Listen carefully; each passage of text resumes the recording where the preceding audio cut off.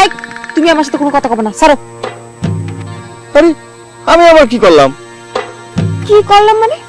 তুমি আমার কাছে শপথ করে যায় তারপর পরে কি করলে কত? আচ্ছা আমি কি মারামারি করেছি নাকি? আমি তো নরমাল ভাবেই গেছি। এর মধ্যে সে এরকম একটা ঘটনা ঘটা ফেলবে সেটা জানতো কিটা? আশ্চর্য ব্যাপার, তুই বলতে পারলে না যে আমি আনারসের কাছে শপথ করেছি আমি মারামারি করতে পারবো না, আমার হাত পা বাঁধা। এই এটা কোনো কথা হলো? কেউ আর মারবে আর আমি ওই সময় শপথের কথা মনে করতেই থাকবো? তুমি কি এটা কলকাতার সিনেমা পাইছো আমারে? সেটা হলে তো ভালোই হতো, তুই বাইসে যেতে মারামারিও করা লাগতো না, মারধর খাইতেও না। তুই বলে দিতে যে আমি সনেট না আমি টার্গেট, তাহলে তোর মার খাওয়া লাগতো না। লাগতো কাও? ও তাই তো। তাই তো না তো কি? আমি কি খালি খালি বলতেছি?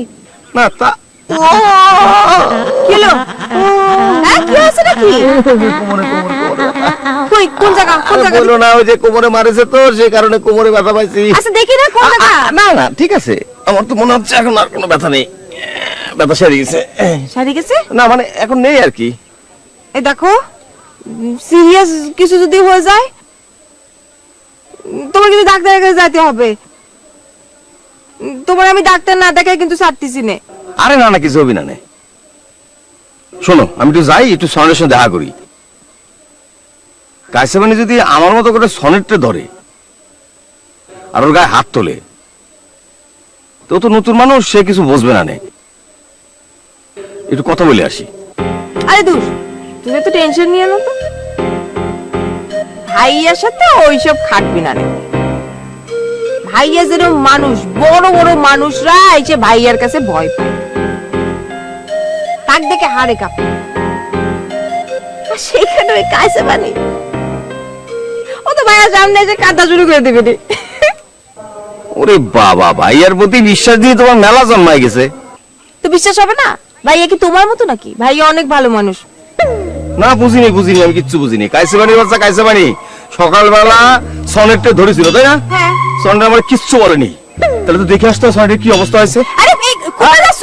আরে শোনো, পরে কথা বলবো রে। ব্যথাটা বেশি বাড়লে ওষুধ খেতে কব, তাও বলতে দিল না। কিন্তু কথাটা তো বলা দরকার। শোন বন্ধু, অস্ট্রেলিয়া আমাকে ডিনাই করে যে পরিমাণ অপমান আমাকে করেছে, আমাকে মনে করে এক প্রকার গালাগালি করেছে। এখন কি? এখন তো তোদের দেশে খুনাখুনি শুরু হয়ে গেছে। যা ক্যাঙ্গারু জাত, এখন ক্যাঙ্গারু যেরকম বাচ্চা থলাতে করে লাফালাফা বেড়ায়, এরকম করে থলায় লাফালাফা বেড়ায়, মনে হচ্ছে দামাগের ঠেলা বাঁচিনি।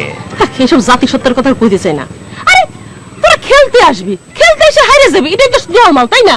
হাইরে যাবে এই আশঙ্কায় তারা আসতে চায় না, এদের সম্পর্কে আমি কোনো কথা করতে চাই না। এই যে দেখো আমি সৌদি আরবে থাকি, সৌদি আরব খুব ভালো করে জানে কোনোদিন বিশ্বকাপ জিতবে না, তারপরও কিন্তু খেলে প্রতি বছর 10টা 12টা 14টা করে গোল খায়, তারপরও কিন্তু খেলেই যাচ্ছে খেলেই যাচ্ছে আর খেলেই যাচ্ছে। আমার তো সে একই কথা, তোরা আসতি আমাদের এখানে চা পানি খাইয়ে খেলে যাতি, তোরা হারলে হারতি, জিতলে জিতলি, সেটা আমার কোনো কিছু যায় আসে না, মানে আমাদের কোনো কিছু যায় আসে না। তোরা কি করলে? তোরা আসলি নে, এমন একটা ভাব দেখালি মনে হচ্ছে তোরা একটা বাদশা শাহেনশাহ আকবর। কি হয়েছে রে তোকে? এত অনেকটা কেন জানি মনে হচ্ছে আরশপুরের মহিলাদের মতো। খেলায় মনে করে না জিততে পারলে, কথায় মনে করে না জিততে পারলে কি হয়? তারা খারাপ, এরা খারাপ, ওই খারাপ, সেই খারাপ, খালি খারাপ আর খারাপ। এই সিলু ভাই এখন কিন্তু বলবে না নে, হ্যাঁ? আমি কিন্তু মেয়েদের বিষয়ে কোনো কথা শুনতে রাজি না, তার উপরে যদি হয় অলসপুরের মাইয়া, সেই বিষয়ে তো আমি কোনো কথা শুনতে পারবো না। আমরা মাইয়ারা মারামারি করবো, ঝগড়াঝড়ি করবো, যা ইচ্ছা তাই করবো, কিন্তু আমাকে নিয়ে কেউ কোনো কথা কইতে পারবে না।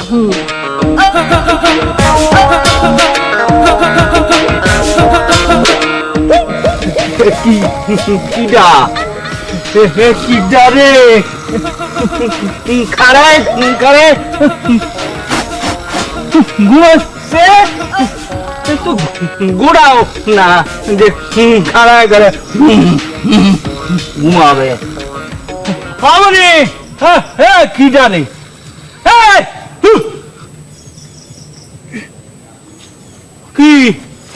খাড়ায় খাড়ে গোড়ার মতো ঘুমাচ্ছ ভাইজান। তোমাকে কি খাট পালঙ্ক বালিশ কেতা কিছু নেই এই গাছের সাথে ঘুমাচ্ছিস কিসের জন্য?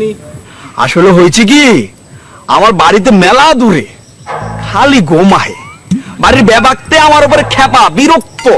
তা ডাইকা কইলো তুই এক কাজ কর, তুই নড়াইলের কালিয়া থানার অলসপুরে চলে যা। এই গ্রামের নাম নাহি পত্রিকায় উঠেছে, আর এই গ্রামের মানুষজন নাকি খালি খায় আর ঘুমায়। তাই আমি ভাবছি আমার আসল ঠিকানা আসলে এই গ্রামে, শুধু শুধু ওখানে পড়ে দেখে আমি কি করবো কোন, তাই চলে আইছি। হ্যাঁ মনে ঠিকই শুনেছ, কিন্তু ওই যে অলসপুরের মানুষ অলস হলেও তোমার মতো যে গাছে ঝুলি ঝুলি ঘুমোয় না, কাজ কাম করে না ঠিকই, শুধু শুধু শয়তানি বাদরামি করি বেড়ায়। আরে আমার তাতে কিচ্ছু যায় আসে না। আরে আমি তো 24 ঘন্টার মধ্যে 22 ঘন্টাই ঘুমাই। এ মাঝে মাঝে খাওয়ার জন্য উঠি আর টয়লেটে যাই, অনেক সময় তো টয়লেটে গিয়েই ঘুমাইয়া পড়ি। পিসাস কোনেকার ভাই কি করবো, খালি গোম আহে। তুই এক কাজ কর, তোর পাটা একটু দে, বালিশ বানায় আমি ঘুমাই। ওরে শালা রে, একটা ইট মাথায় দিয়ে ঘুমাও, সব কত।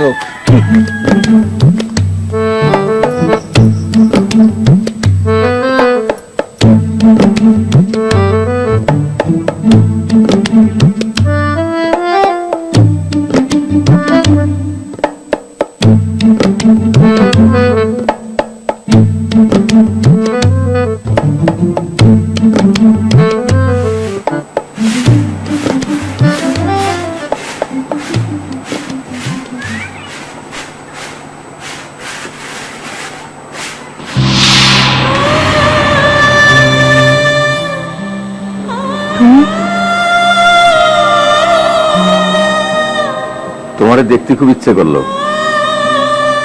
সেই কারণে চলে আইছি। তুমি আবার আইসো কিসের জন্য? কিসের জন্য আইসো? কাছে মানে কোন জায়গাতে চলে আসে দেখে ফেললে এবার ইয়ে করবে না। আচ্ছা ঠিক আছে, আমি চলে যাচ্ছি।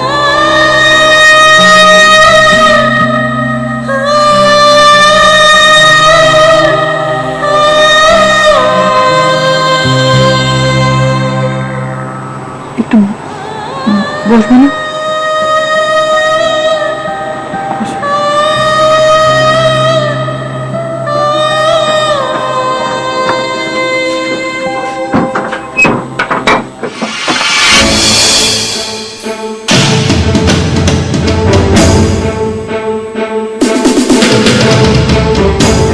কি হলো,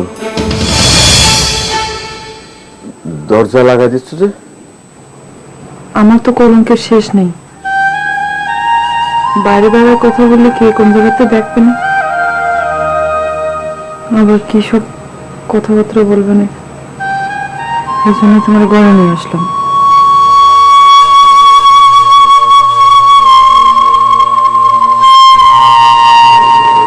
জানো, খুব ইচ্ছে করে সেই আগের মতো তোমার পাশে যেয়ে বসতে, তোমার হাতটা ধরতে খুব স্বাদ হয়।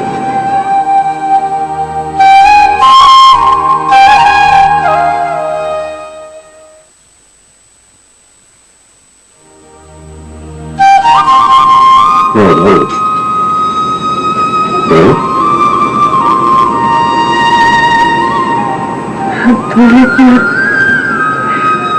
হয়, মনে যদি আবেগ না থাকে তাহলে সে মনে পড়তে পড়তে সবকিছু ছাই হয়ে যায়। আমি কিন্তু তোমাকে বলেছিলাম, চলো আমরা নতুন করে আবার জীবন শুরু করি। সে কি আর হয়? হয় না।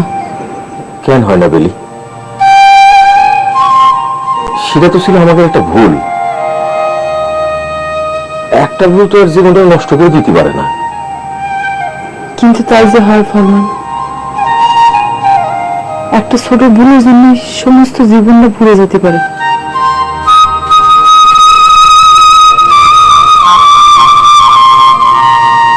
তোমার একটা কথা বলি। বলো।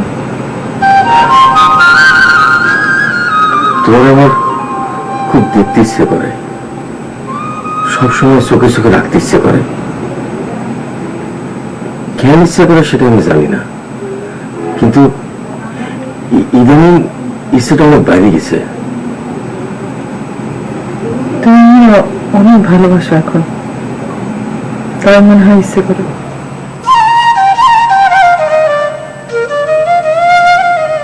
এই ইচ্ছেটা তোমার আগে করিনি, হয়তো তুমি আগে বুঝতে পারোনি যে তুমি মেয়েতে ভালোবাসো। আগে যদি এই ইচ্ছেটা করতো, তাহলে এতদিন আমি তোমার চোখে চোখেই থাকতাম, কখন তোমার চোখে আর হতাম না। ঘুরতাম ফিরতাম আর খালি তোমার চুরি চুরি করে দেখে আসতাম। কতবার যে তোমার লুপে লুপে যে দেখে আসি,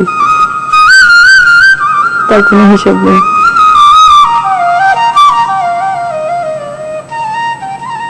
কি করবো কো,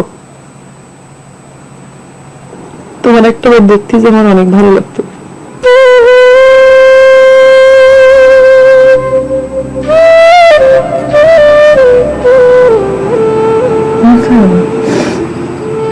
ধরতে দাও, আমার মনের আগুনে আমরা পড়তে দাও।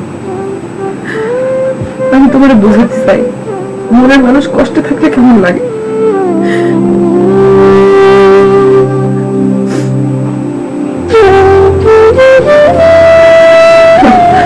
অবশ্য পুরুষ মানুষের অনুভূতি একরকম, আর আমাদের অনুভূতি একরকম। আমাদের মনের কষ্ট কি তুমি বুঝবা।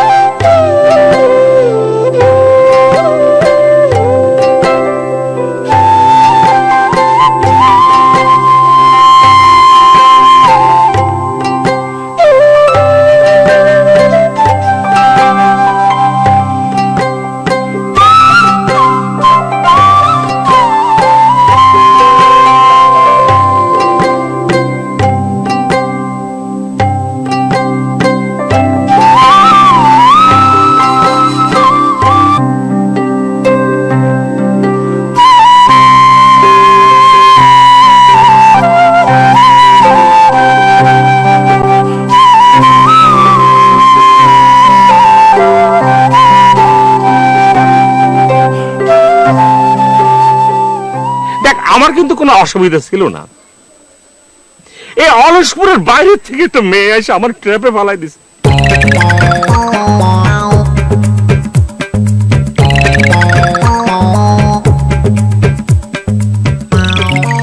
ভাই, তুমি তো বিশাল একটা ট্র্যাপে পড়ে গেছো। আচ্ছা, একটা কাজ করতে পারবো না? তুমি আনারসিরে পটায়া মোটায়া তুলে নিয়ে আসো, ঠিক আছে? তারপর তোমার আমি আনারসের সাথে বিয়ে দিয়ে দিব, ঠিক আছে? তালি বলে তো সে তারা ভাইকে ফলো করা লাগবে। আমার পুকুর বাড়ির তারা ভাই, মনে করো চুলগুলারে যেটা করা লাগবে একদম জেলমেল মাইরে, ওই যে আটামাটা কি করে দিয়ে ওজন দিকে ফালা দিতে হবে।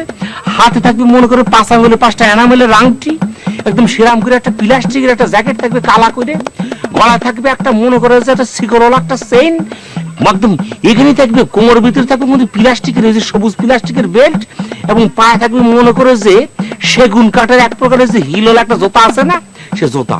ওই তারাবাই সেরাম করে একটা আইডেট মারতো। অত কিছু করা লাগবে না, এই সুল বাদ দাও সিরু ভাই, মনের মধ্যে সাহস আনো, সাহস, ঠিক আছে? সাহস ফুলে সাহস আনো, সাহস আইনা ওই আনারসিরে তুলে নিয়ে আসো, তুলে নিয়ে আসো। আল্লাহ, এই তুইলে আইনে কোন জায়গায় আনবে সেটা তো হয়ে গেল। আগে তুইলে আনো, তারপরে ব্যবস্থা করব। সিরু ভাই, তোমার কোনো সাহস নাই, সাহস আনো, সাহস। সাহস আনো, সাহস? আগে কি আমার সাহস কম ছিল নাকি? সাহস তো সবসময় ছিল, যার কারণে আনারসি এখনো পর্যন্ত বিয়ে শাদী কোনো কিছু করতে পারে নাই। ভালোবাসার টান তো সবসময় থাকবে। জীবন মরণে আমরা দুজন জ্বালবো প্রেমেরই বাতি। তুমি আমার গো আমি তোমার, আমি তোমার গো তুমি আমার, সুখ দুঃখের সাথী।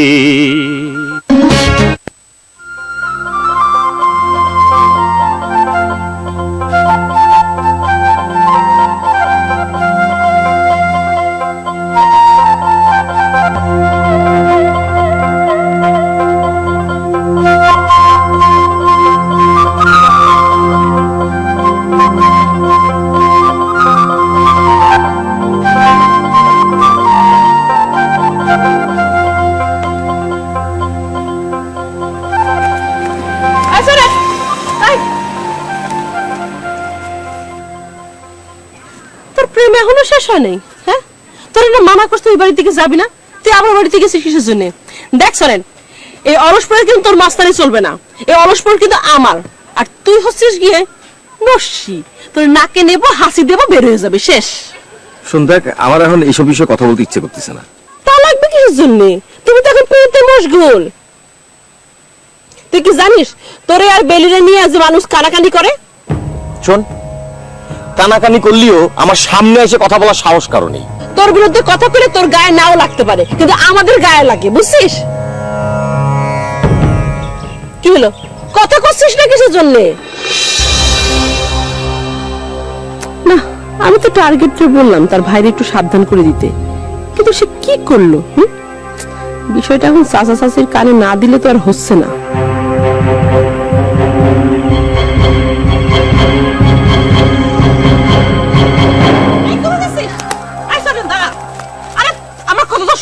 কোথায় যাচ্ছিস? আচ্ছা, তোর কথা আমি কি শুনবো? তোর এসব আলতু ফালতু কথা শোনার মতো সময় আমার হাতে নেই। এখন আমার কথা আলতু ফালতু তোর কাছে মনে হচ্ছে? না হলে কি? শোন দেখ, তোর একটা ব্যক্তিগত জীবন আছে, আমার একটা ব্যক্তিগত জীবন আছে। তোর একটা ব্যক্তিগত চাওয়া পাওয়া আছে, আমার একটা ব্যক্তিগত চাওয়া পাওয়া আছে। সেই ব্যক্তিগত জীবন নিয়ন্ত্রণ করার অধিকার তো আর কারো নেই। ওরে বাবা, থাম থাম। শহরের মানুষের মতো জ্ঞানী গুণী বুদ্ধিমানের মতো কথা কওয়া বন্ধ কর।